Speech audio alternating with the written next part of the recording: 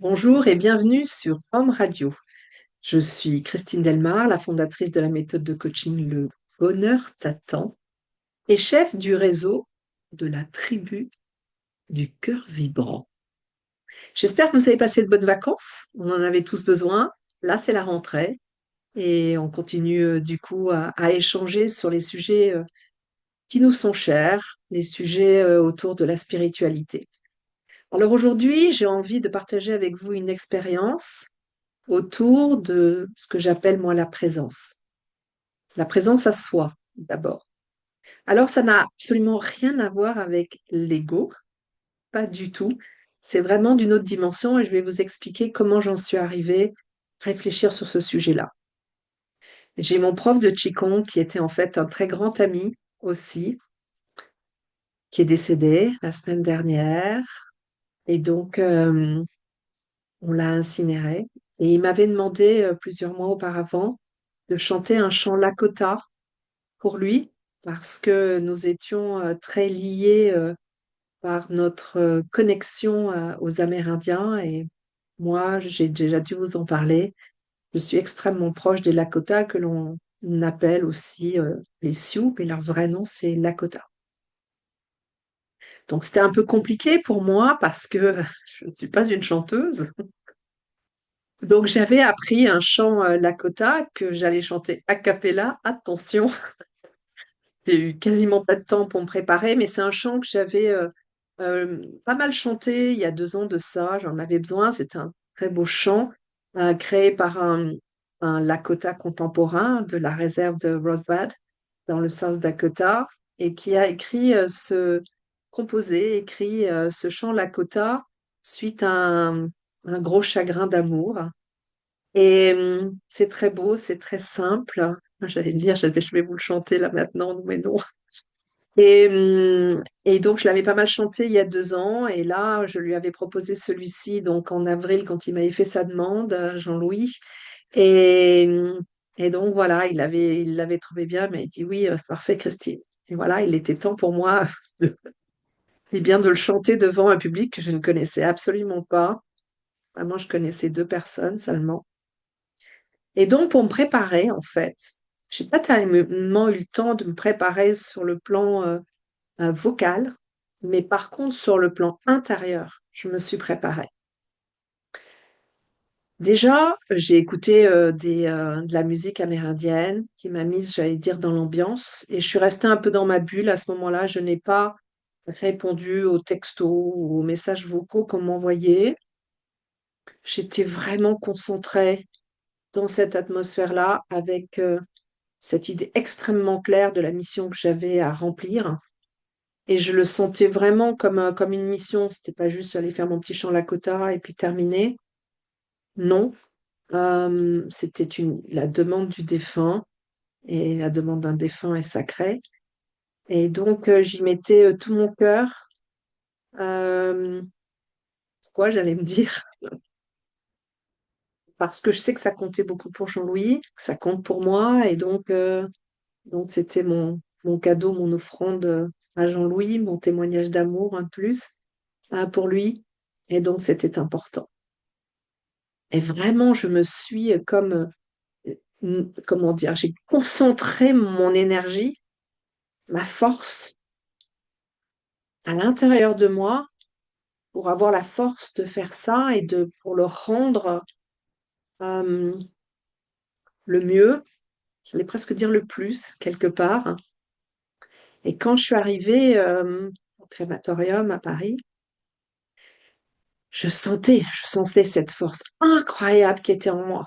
J'étais, c'est marrant le mot Hulk me vient à l'esprit.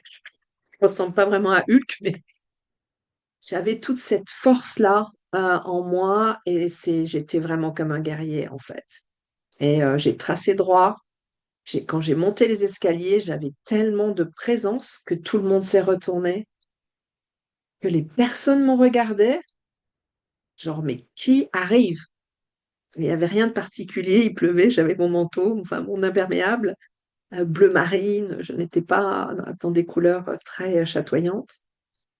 Mais il y avait tellement d'assurance, tellement de présence en moi que j'ai taillé tout droit. Tout le monde s'est retourné. Même en haut des marches, on m'a demandé si j'étais la sœur de Jean-Louis. Eh bien, non, mais oui en même temps, la sœur d'âme, ça c'est sûr. Euh, et ça, c'est ça la présence. Ce n'est pas arriver comme Louis XIV, genre regardez-moi, comme je me suis fait belle, ou comme je suis belle, ou comme je ne sais pas quoi. Pas du tout. En fait, l'extérieur n'a pas d'importance parce que vous êtes centré sur l'objectif à atteindre. Mais par contre, la conséquence, c'est qu'effectivement, on vous voit. On vous voit, on vous sent. Et on me l'a dit à la sortie, à Christine, il y a une femme qui m'a haguée 3 fois, en me disant, ah Christine, avec ta force, ça me fait du bien. Et donc, c'est important de venir comme ça, aller chercher la force en soi. On en a tous et toutes de cette force-là. On en a plus ou moins conscience, certes, mais elle est là pour tout le monde. Et on ne la met pas au même endroit. Ça dépend de chacun, chacune. Il y en a qui la mettent, cette force, dans les épaules. Il y en a qui la mettent plutôt dans le thorax, qui vont bomber le thorax. Il y en a qui vont la mettre dans une attitude plus droite, plus rectiligne, avec plus de rectitude. Chacun la met là où, dans son corps, là où il a envie, il ou elle, et la met aussi, ou plutôt, certains habits, certains atours peuvent aider pour ça. Moi, je sais ce qui m'aide beaucoup.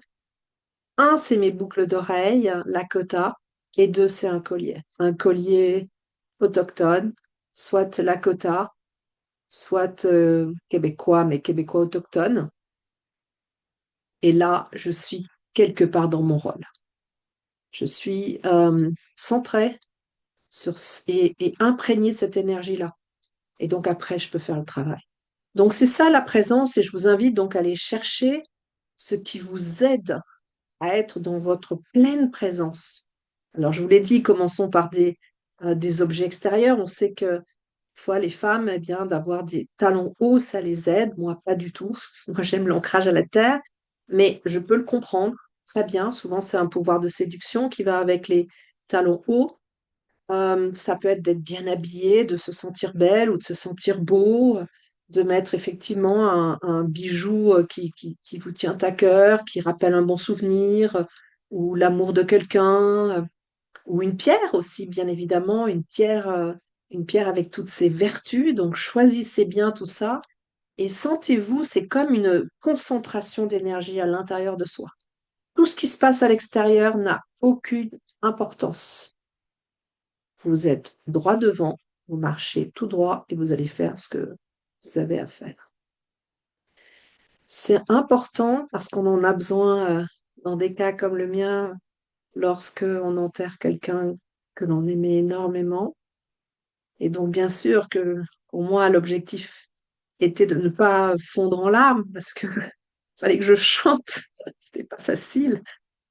Et donc, ça m'a donné cette force-là, vraiment cette puissance-là, et c'est vraiment important. Il y a des moments particuliers quand on va à un entretien aussi, quand on a à faire face à quelqu'un qui est un peu, comment dire, soit un rival, soit une personne assez malveillante, ou soit une personne qui, comment dire, n'est pas très nette.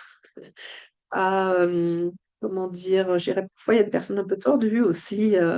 Dangereuse même, parfois aussi. Et donc, c'est le moment d'être dans sa présence. Et je vous le répète, vous, comme moi, nous avons cette présence à l'intérieur de nous, cette puissance. Donc, profitez-en, allez à la découverte de cette présence-là, et puis soyez dans tout votre rayonnement. Je vous souhaite une excellente semaine de reprise et je vous dis à la semaine prochaine. À bientôt!